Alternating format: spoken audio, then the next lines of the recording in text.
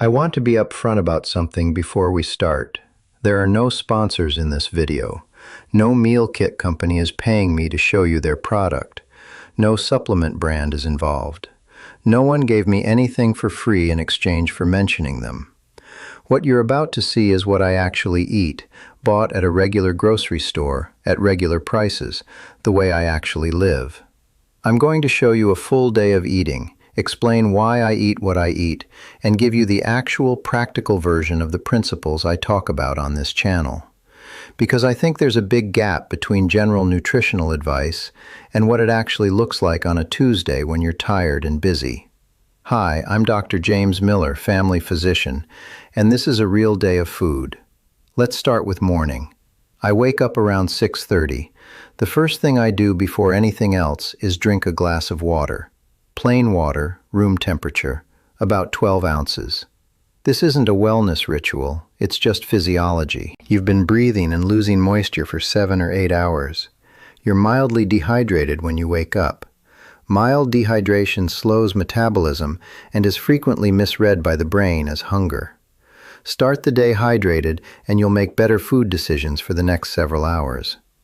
I don't eat immediately. I do about 10 minutes of light movement first, not a full workout, just enough to get the body awake. Some mornings that's a short walk around the block. Some mornings it's a few sets of bodyweight squats and push-ups. The specifics matter less than the habit. Breakfast. And this is probably the most important meal I'm going to show you. I eat eggs, almost every single morning. Today it's 3 eggs scrambled in a pan with a little olive oil, a handful of spinach thrown in, salt and pepper. On the side, half an avocado. And 1 piece of whole grain toast, actual whole grain, where the first ingredient on the label is whole wheat flour, not enriched wheat flour. Why eggs? 1 egg has about 6 grams of complete protein, meaning it contains all the essential amino acids your body needs and can't make on its own. 3 eggs gives me around 18 grams of protein before I've done anything else. That protein, combined with the fat from the yolk and the avocado, is going to keep me satiated for a long time. Not hungry in 90 minutes. Not reaching for a snack by 10 o'clock. Compare that to what most Americans eat for breakfast. A bowl of cereal, even the ones marketed as heart-healthy, is largely refined carbohydrate with minimal protein. A couple of hours after eating it, your blood sugar has spiked and dropped, your hunger hormones are cranking up, and you're looking for something to eat again. That cycle of blood sugar spikes and crashes drives more total calorie intake over the course of the day than almost anything else. The avocado provides healthy monounsaturated fat and some fiber. The toast. I eat a small amount of carbohydrates in the morning, deliberately, because that's when my body handles them best. Insulin sensitivity is generally higher earlier in the day. This is basic circadian metabolic biology. I drink 1 cup of black coffee with breakfast. No sugar, no creamer, no flavored syrups, just coffee. Caffeine does modestly increase metabolic rate, and I enjoy it. After 50, I've cut myself off at 1 cup in the morning. Anything more and my sleep suffers, and sleep is non-negotiable. Mid-morning. Around 10 or 10:30. If I'm genuinely hungry, not bored, not stressed, actually hungry, I'll have a small handful of almonds. About 20 almonds, which is roughly a 1-ounce serving. Protein, healthy fat, fiber. Keeps blood sugar stable, doesn't cause a spike. A lot of the snacking Americans do has nothing to do with actual hunger. It's habit, boredom, stress, or the constant proximity of food. I'm not perfect about this. I practice in an office where the nurses keep a candy bowl at the front desk, and I walk past it 12 times a day. The white-knuckle approach of total willpower doesn't work. What does work is making sure I'm not actually hungry, which means breakfast and lunch are doing their jobs. If I'm not genuinely hungry, I just have water or herbal tea. Lunch, usually around noon to 12:30. Lunch is my most variable meal depending on where I am. If I'm in the office, I've usually brought something. Today it's leftover grilled chicken breast. I cook a batch on Sunday with a big salad. And when I say big, I mean it. probably 3 cups of mixed greens with cherry tomatoes, cucumber, some red onion, a small amount of feta cheese. Dressing is olive oil, lemon juice, salt, pepper, and a little Dijon mustard. That's it. The chicken gives me around 35 to 40 grams of protein. The salad is mostly volume and fiber. It takes up a lot of space in your stomach, triggers stretch receptors that signal fullness, and slows digestion. The olive oil dressing provides fat that further slows gastric emptying and keeps me full through the afternoon. Notice there are no refined carbs at lunch, no bread, no pasta, no crackers on the side. This is deliberate. After 50, I've found that heavy carbs at lunch make me foggy and tired in the afternoon. My glucose tolerance is better in the morning than the afternoon. It declines as the day goes on for most people. So I front-load my carbohydrates earlier in the day and reduce them at lunch and dinner. Afternoon, around 3 o'clock.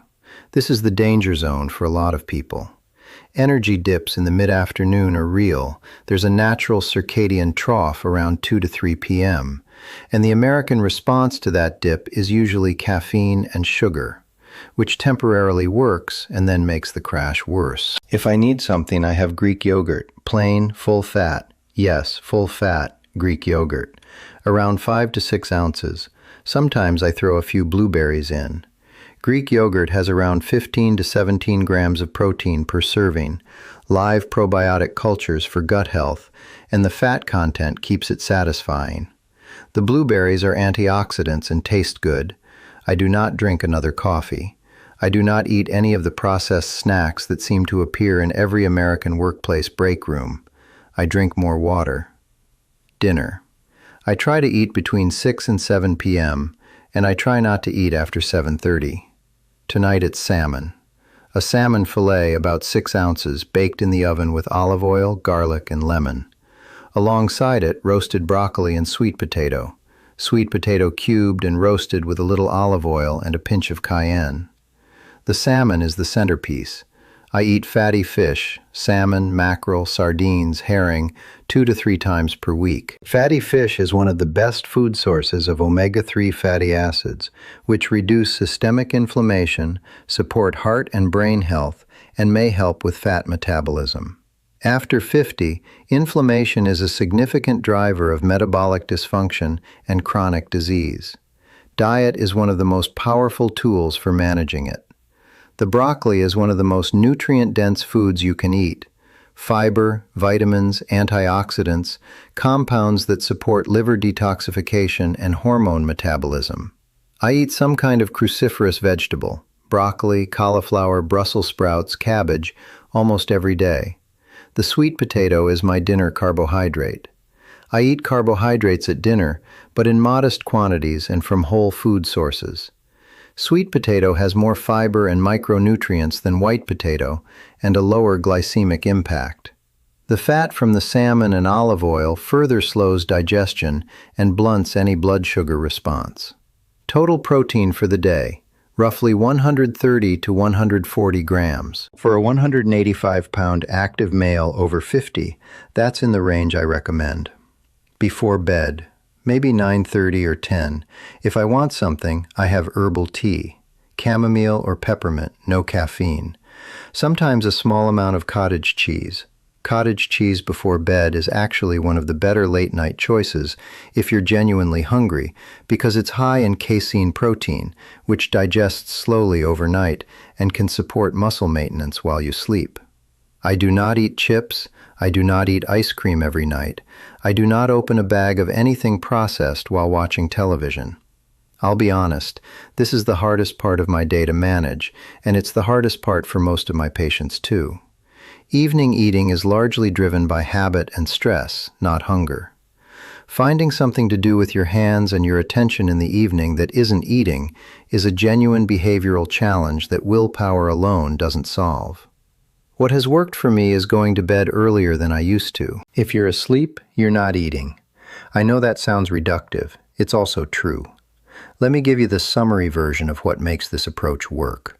Protein at every meal, starting with breakfast. Real whole foods, not processed products with health claims on the packaging. Healthy fat as a regular part of eating: olive oil, avocado, nuts, fatty fish. Carbohydrates from whole food sources, earlier in the day rather than later, in amounts that don't spike blood sugar. Plenty of vegetables, especially the dark green leafy and cruciferous ones. And minimal eating after 7 p.m. None of this requires a meal kit subscription, a special diet program, or expensive supplements. My weekly grocery bill for this kind of eating is not dramatically higher than the standard American diet. It's just different. Different priorities, different foods, different habits. Next video, I'm going to tell you why you might be doing everything right with food and still not losing belly fat, and it has nothing to do with what you're eating. See you then.